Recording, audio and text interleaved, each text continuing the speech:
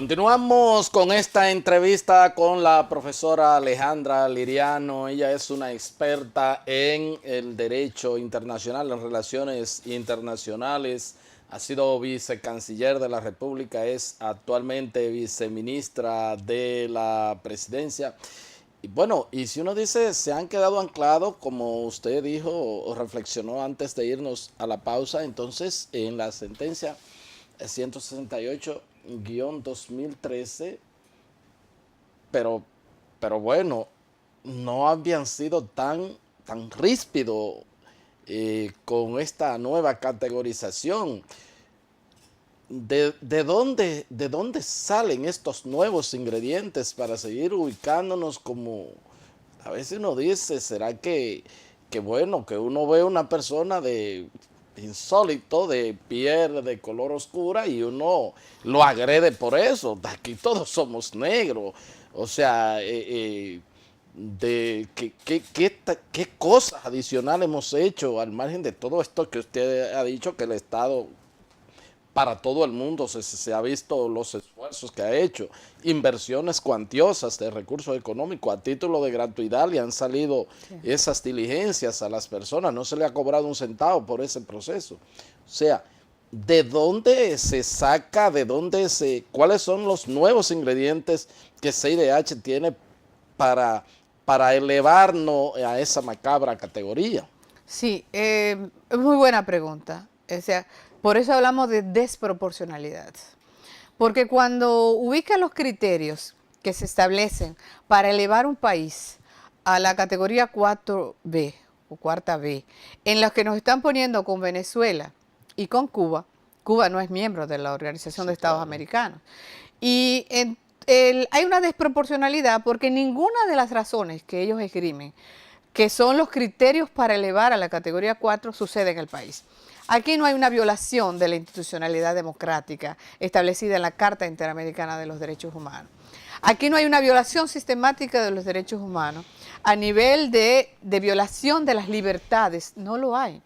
Aquí tampoco hay una violación ni un estado de excepción, ni un estado de calamidad que suponga una violación de los derechos humanos. O sea que en ninguno de los casos no hay una violación sistemática. Este país no tiene una denuncia internacional de presos políticos. Es más, si tú piensas en nuestra historia, hubo momentos en la historia política nacional de mayor inestabilidad. Y nunca la Comisión Interamericana elevó al país a la categoría 4. Que es una categoría, algunos le llaman de lista negra, porque lo que quiere decir que este país es un violador sistemático de los derechos humanos, cosa que el Estado Dominicano ha rechazado rotundamente. No es cierto que el clima del país sea de no libertades, de violación de los derechos humanos. Los argumentos que ellos presentan tampoco tienen una justificación ni una legalidad. Discriminación racial.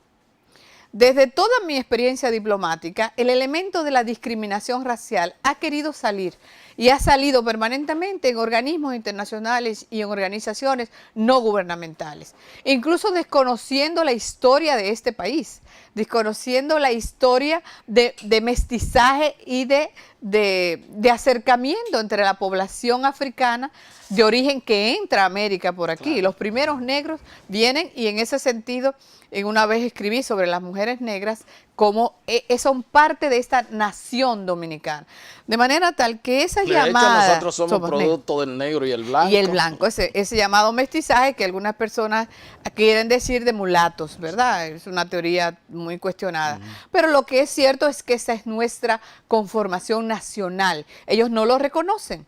Ellos hablan de este país como un país de segregación racial, donde hay calles para blancos y calles para negros. Y siempre le hemos dicho, no vengan y convivan con los dominicanos para que se den cuenta de esta interacción que es cotidiana entre los descendientes de haitianos, porque tienen el norte fundamentalmente los descendientes haitianos, y la población dominicana, que es una población también negra. Entonces, el elemento de la discriminación racial no tiene un asidero, no tiene una justificación, porque ellos quieren plantear que aquí hay una política desde el Estado hacia la discriminación racial, cosa que el Estado Dominicano durante décadas ha negado.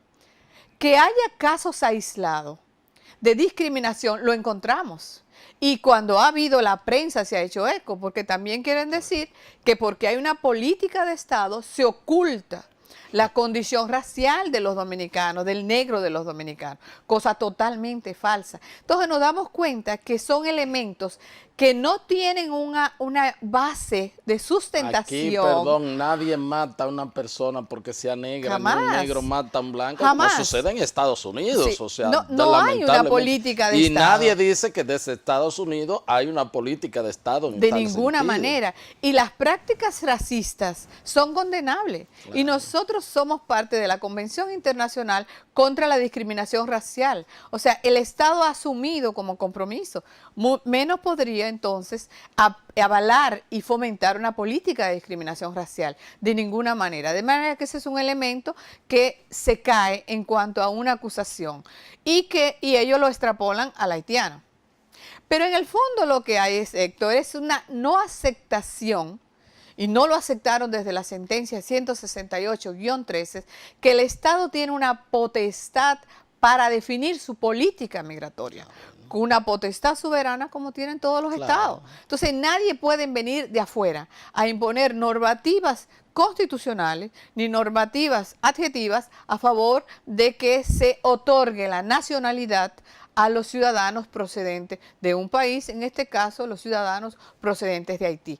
Quiere decir que podemos entender, no justificar, que lo que ellos quieren, lo que ellos querrían del Estado Dominicano es un cambio de actitud, que se desconozca de todas maneras la sentencia del Tribunal Constitucional, algo que el Estado Dominicano dejó muy claro que no lo iba a hacer, que tenía un compromiso con el Estado de Derecho y que por lo tanto tenía que acoger la sentencia. Ahora vamos a buscarle la vía, y se la buscó la vía y ha sido reconocido. Entonces uno encuentra esa no aceptación del derecho soberano del país a la política migratoria, eso por un lado, y lo otro es el que querer imponer a la República Dominicana a darle la nacionalidad dominicana a personas que no le corresponden.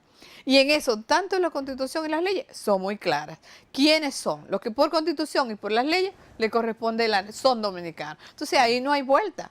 Lo que tenemos que ver es que aquellos ciudadanos procedentes de otros países que estén en la República Dominicana tengan una condición migratoria regular, se les resuelva un problema de irregularidad de 80 años atrás y que además sea un objeto de derechos. Cuando se habla, por ejemplo, de trabajadores cañeros y que fueron parte del proceso de regularización, uno se siente de todas maneras como que se les concedió, para decirlo de esta manera, no como una donación, se les concedió un derecho. Y esos cañeros pueden ser parte, los que se acogieron al plan de regularización, de derechos laborales y de derechos sociales como el seguro social. Entonces, lo que queremos es un país cada vez más protector de derechos. Inclusive hasta siendo inmigrantes no pierden los derechos laborales, no siendo pierden, inmigrantes sí. ilegales. Eso, mira, eso el Estado Dominicano permanentemente, porque cuando se quiere sacar el derecho de los trabajadores migrantes y sus familias, le hemos dicho, no, es que están conferidos, no se pierde por la inmigración irregular. De manera que ese paso, esa actitud que entendemos hostil, sesgada de la Comisión Interamericana de Derechos Humanos, no va a llevar, y así lo dijimos en Washington y lo dijo el consultor jurídico, a ninguna posición positiva con la República Dominicana, porque se está buscando, en vez de favorecer, reconocer el esfuerzo que ha hecho el gobierno dominicano, lo que se hace es desconocer el mismo y todo lo contrario, plantearle cuestiones a la República Dominicana que la República Dominicana sencillamente no puede aceptar. Parece, profesora, y uno no quiere justificar los extremismos que quizás se puedan suceder, pero parece como que a veces el sistema interamericano, y sobre todo en materia de derechos humanos, la Corte, la Comisión y otras instancias, como que a veces tienen un sesgo total y muchas veces uno entiende, bueno, si es un asunto de ayudar a los estados a mejorar condiciones, de respetar derechos y cosas, como que parece que su propia justificación al fin y al cabo es denostar a los propios estados, de lo cual es prácticamente depende de su existencia. Quizás sea una visión errada que yo tengo en ese No, sentido. es correcto. Y este planteamiento que tú haces ha sido presentado por muchos países en las asambleas generales de la Organización de Estados Americanos. ¿Por qué? Porque consideran que más de ser un ente facilitador, promovedor de los derechos humanos, se convierte en un elemento instigador contra los estados. Y ya en sucesivas asambleas generales en las que yo participé, los estados le cuestionan, oye, ¿cuál es la condición? ¿Cómo es que no hay una imparcialidad?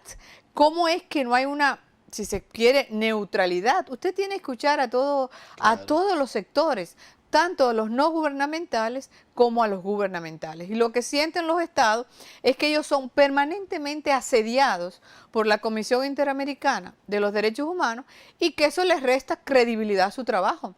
Porque incluso hace unos meses atrás ni siquiera financiamiento Eso tenía. es así. O sea, que había un problema realmente de que los estados, que son los que proveen el financiamiento, se sentían que no tenía ningún valor seguir financiando a la Comisión Interamericana de Derechos Humanos porque no veían ahí, no es que se parcializara ahora y que Claro. cambiáramos la tortilla y que ahora fueran los estados los protegidos, no, es que no veían imparcialidad, veían de entrada una actitud sesgada contra los estados y los procesos entonces lucían amañados y incidentados por la Comisión Interamericana. ¿Cómo no? ¿Cómo no? Pues muchísimas gracias, profesora. Caramba, cuánto... después la voy a llamar para hablar de otros temas importantes, ¿no? Que están pasando en el mundo para que usted ayude a entender cosas que ya son producto, como hablé con el profesor Villamán ahí, para que me explicara un poco de unos estudios que hay ahora de casos complejos, porque la verdad que el mundo está muy complejo, Está ¿verdad que sí? complejo, así es. Muchísimas gracias. Gracias por la invitación. Cómo no, gracias a ustedes por haber estado con nosotros y será pues hasta otra entrega de su programa de Entero Crédito. Hasta entonces.